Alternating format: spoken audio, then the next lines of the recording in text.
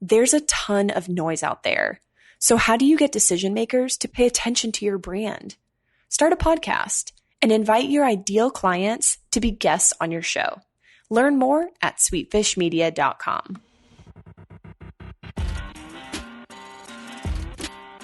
You're listening to the B2B Growth Show, a podcast dedicated to helping B2B executives achieve explosive growth.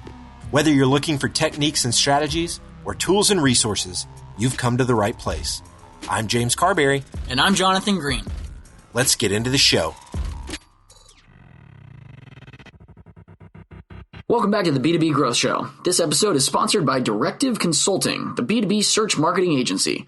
We're here today with Anupam Satyasheel. Anupam is the founder and chief enterprise officer at Occams Advisory. Anupam, welcome to the show. Thank you. It's a pleasure to be here. I'm so excited to connect with you. I had to reschedule on you last time, and you were kind enough to sort of be very flexible. And I definitely wanted to get you on the show because today we're going to be talking about the challenges of hypergrowth. And you're definitely the person to be coming on and talking about this today. I'm going to let you, of course, explain to our listeners why that is. But also in the meantime, maybe you can tell us a little about what you and the Occams Advisory team are up to.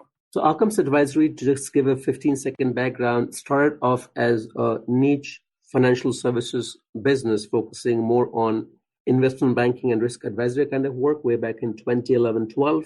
And since then, we have diversified quite a bit into other things.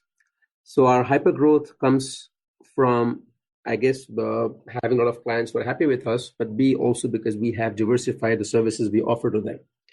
So the team has been occupied later half of last year and this year on focusing how to get us from being a one Occams Advisory. When you go to our website, we see lots of services there, to breaking this down into nuclear businesses. And now we have Occams Money, we have Occams Wealth, Occams Capital is coming on board, which will be the investment banking business. So this entire process of reconfiguring the company, rebranding it, and obviously you have to keep the lights on, keep servicing the existing customers. That's what people are really obsessed with right now.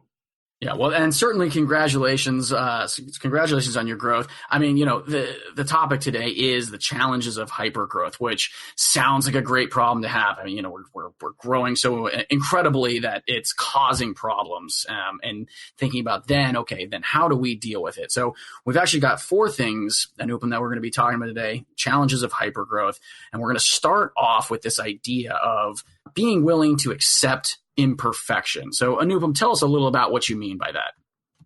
So my background is in finance.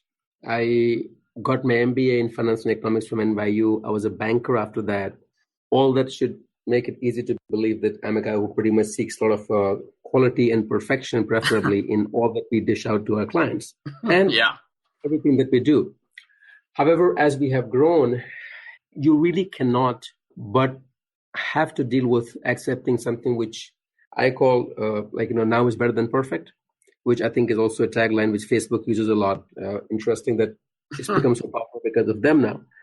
But I'll take a B- right now than an A+ 6 days later, because in 6 days the client might go away. So that's when we have time-sensitive projects. Obviously, quality takes a backseat. And otherwise, too, not everybody across the organization have same personal standards. So if people are making a spelling mistake here and there, even though they all have spell check requirements, or they have not the perfectly formatted letter going out to a client, we start accepting those things by and by. I really just hope that this doesn't become a slippery slope against which the standards keep sliding.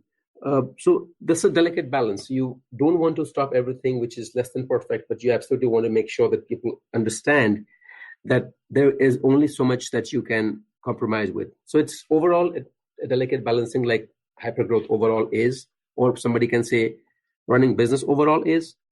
But that's what I'm talking about, that you have to accept that otherwise you'll never get anywhere in running a business, particularly a business which is moving very fast. Yeah, well, and I think that especially the founders and the business owners who are tuning in that's something that's really going to resonate with them, because they probably got into becoming a founder or a business owner because they had a particular vision. They had a way that they wanted to execute, and they went for it. And I think sometimes, we may have all seen this at some point, that just relinquishing that level of control can be difficult. But I'm also really glad that you had mentioned this idea of it being a delicate balance, that yes, of course you want to be able to put things out regularly, consistently, effectively, but you also don't want to compromise too much in the way of the actual value. Is there a scale by which that you personally judge something that is, okay, this is better to be done now and we can accept a slightly lesser quality, versus this, we've gone too far, this is too sloppy, this is too messy, we can spend an extra couple of days? I mean, is there some way that you personally measure something like that? Absolutely. So it's incredible that the 80-20 rule comes in handy here as well. On average, the 20% things in the business which you absolutely want to be A+ quality. Like if I'm sending a client deck, or if I'm sending out an important announcement, we absolutely want to make sure that this is all thoroughly revised. Routine operations, routine things, something which is not that visible to everyone, and then many of them in businesses, one can and should be willing to accept, because that is very hard to enforce on everyone. So just as an example, stories resonate much better. We had a deal one-pager for people who are not from banking industry. Like typically when you are trying to market a deal, you typically send out a one-pager in the beginning with no name, saying this is what the company is, the management is, the deal is, this is what the investor is playing for. And at 11:45 last night when I was going through my emails, I realized that there was one supposed to go this morning at 9 a.m. and the final draft was not something which I was comfortable with. I could not stay up for ABC reasons, but I got up at 4 a.m. and I spent 2 hours doing that one pager. And at 6 o'clock, I shot that out before my 4-year-old and the 2-year-old got up. So these are the kind of things you have to deal with. Like if I thought this was something which is an internal memo and I can deal with something which is 6 on 10, it's okay. But a deal page going to potential investors, having our name on it, that will not fly. So you have to know where you really cannot accept it and where you possibly can let it slide. Yeah. And is that also something that you sort of also empower your team to make those similar judgments? Or is that something where, it's more like you need to have the final say? Oh, no. The company has evolved far more than just being a one-man show. So we have a clear division. It's a pretty flat hierarchy. We have analysts, associates, and AVPs, what we call the doers. And then we have got the VPs, SVPs, and managing directors, what we call the leaders. So the leadership team, each of them have the approval all the times to take a call on what is good enough and what is not good enough. In client-facing roles, that moves a little further up. Only SVPs can take that decision. VPs cannot. But otherwise, everybody can draw the line as to where the OCD has to end and the exigency of the moment has to be accepted. Mm-hmm. Well, and I like the fact that so you've sort of mentioned that level of delegation. You've mentioned some of the talent, obviously, that you have at Occams Advisory, because the second point that we wanted to talk about was an idea of retaining talent during these periods of hypergrowth. What does that look like? So it's a twofold challenge. As you grow rapidly, you have to hire many people as everybody gets overstaffed very quickly. I meant, overstaffed as in like they have too many things to do. Now, the other part, obviously, is that when you get these people hired, you also want to retain the A+ talent which you get. And I mean, you want to retain everyone you have hired, but, barring some rotten tomatoes. So in terms of getting the top talent, it becomes tougher because you only have so much time to fill a slot. And if the team is completely crippled because they're understaffed, then you obviously have to hire somebody super quickly. So that's one problem. The other part also is that even the people who are good, many of them are not in large shops because they want some kind of work-life balance. And when we have too much work on them, then they might want to go to a bigger brand, either for some change in their lifestyle or for better pay. We really can't compete with the Goldman Sachs or McKinsey for the pay, even though the kind of work we try to do is at least my expectation of the same standards or similar standards. So from that point of view, getting them in and keeping them engaged and excited is a huge challenge. because you're trying to put the systems and incentives, like every we try to add one benefit. We give lots of things which people should value, like we give 10 holidays in a year. We give at least 3 weeks of paid time off on top of those 10 days. And we also do provide twice a year review for employees, promotion and comp change. So that people care, they get the time, they get the benefits, they get the appreciation that we actually are looking at their work very closely. But even then, it's a constant challenge to get and retain top talent. Yeah, absolutely. I mean, and that's going to be sort of a evergreen problem, if you will. I mean, that will continue to be something, of course, that you have to focus on and adapt with your level of growth. So that makes a lot of sense.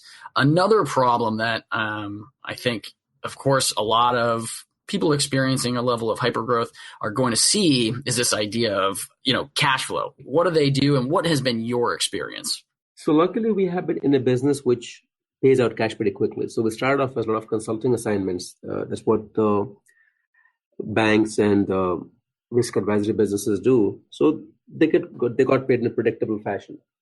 As we have got further and further entrenched into lower middle market, which is our focus, and dealt with many companies who have their own cash flow challenges for ABC reasons. Our collections obviously are slower than our payrolls are. And in our business, we really cannot hire too many contractors or have other companies provide us temp staff. So they typically are W-2 employees who have to be paid very promptly on 15th and last day of the month. So it's a challenge which we have dealt with pretty well because we have grown so well. But as the word hypergrowth says, when you grow too rapidly, the gap between the revenue realization and the payroll keeps increasing in terms of timelines from maybe a one payroll to 3 or 5 payrolls.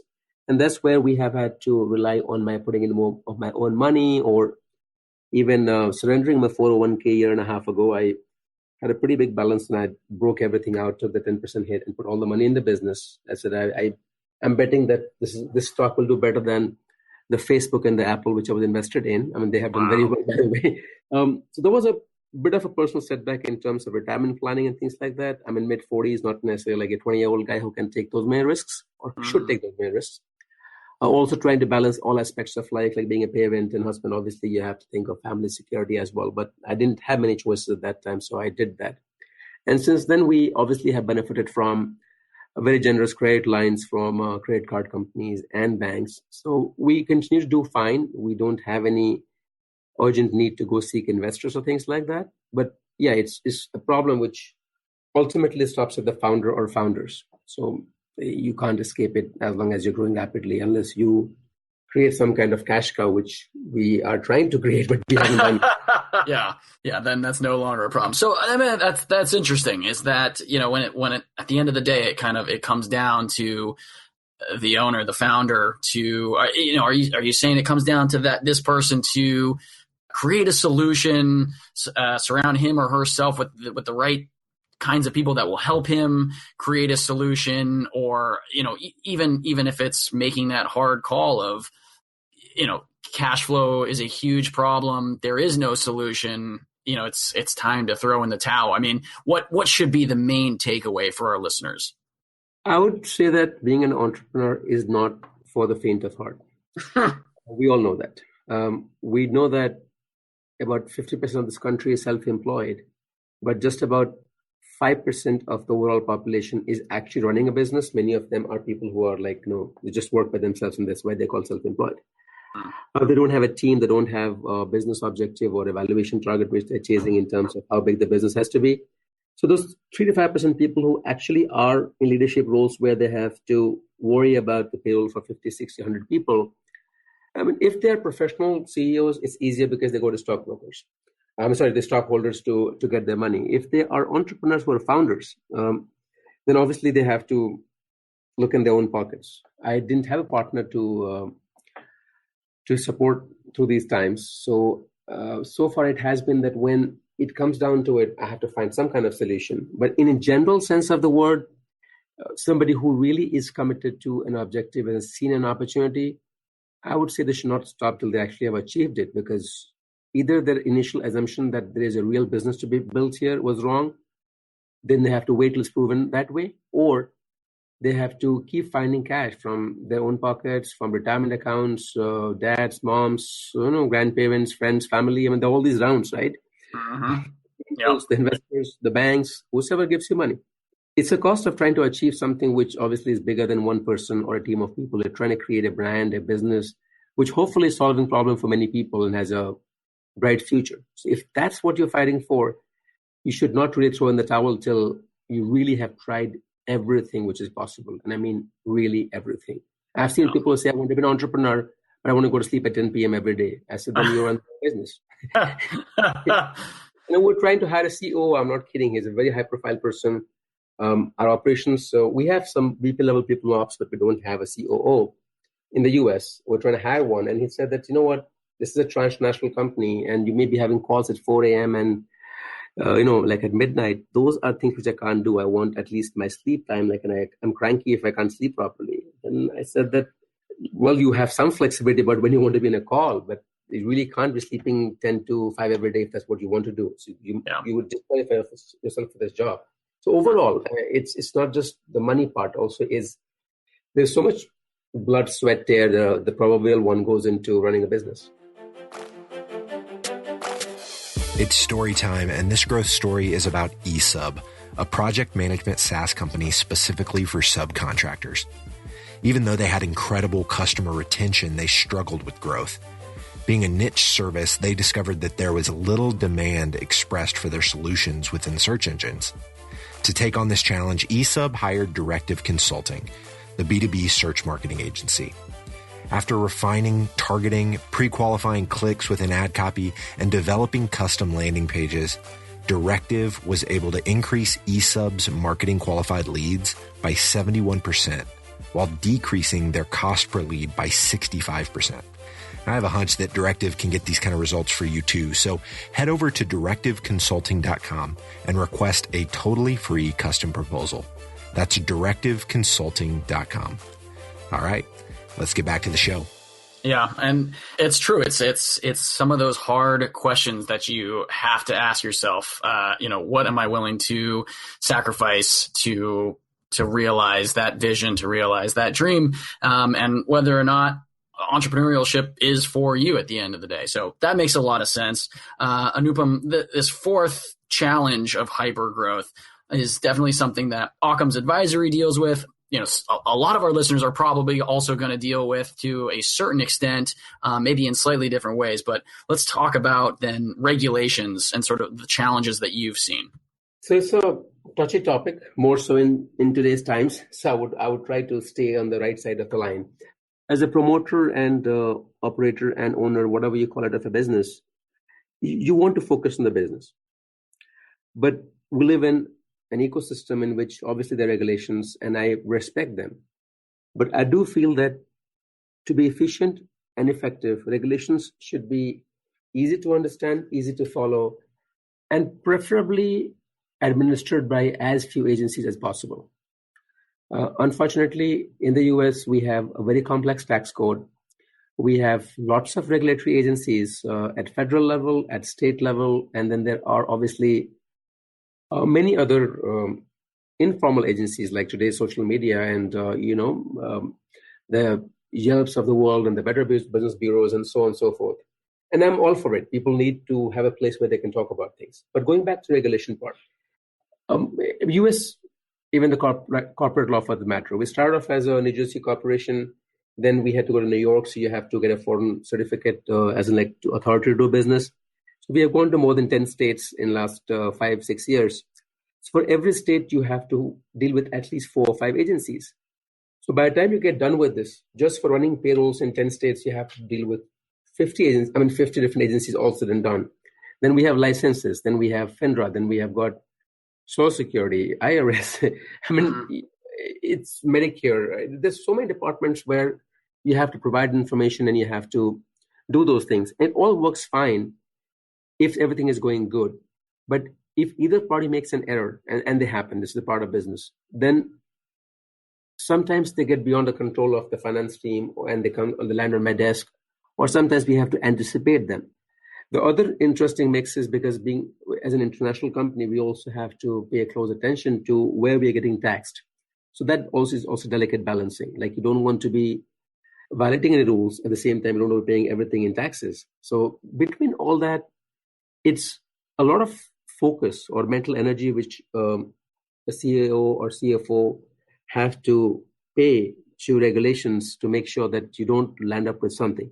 And it bothers me most when it's not our mistake. Like we had a situation with New York State when we had our workers' comp insurance in New York State, just to keep it simple. And they overbilled us by a factor of 10, not like 10%, but 10 times. So paying $1,100, we had to pay $11,000. And we kept telling them, and they said, no, it's not our mistake. So much so the matter got to collections. It finally got resolved in our favor, but we had to actually pay $5,500 just to stay legitimate with them and then get the refund later on. Now, monies don't make a big difference in the bigger picture, but the mental energy you burn. So those are kind of things I'm talking about. Or if somebody like right now we had a different company, like Occams Wealth is an independent company now in the state of Maryland. It's not same as Occams Advisory. We are, as I told you in the beginning, we're getting the business into nuclear businesses. So we're waiting for unemployment ID for last 3 months now, and we finally got it today. So for 4 payrolls as per paychecks, we're out of compliance because we don't have an unemployment ID. We applied on day 1.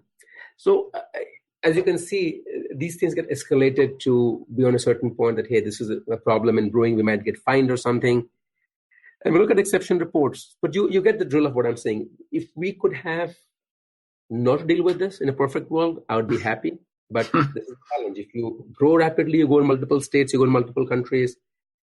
We only are in 4. I can imagine what will happen if you go in 50 countries.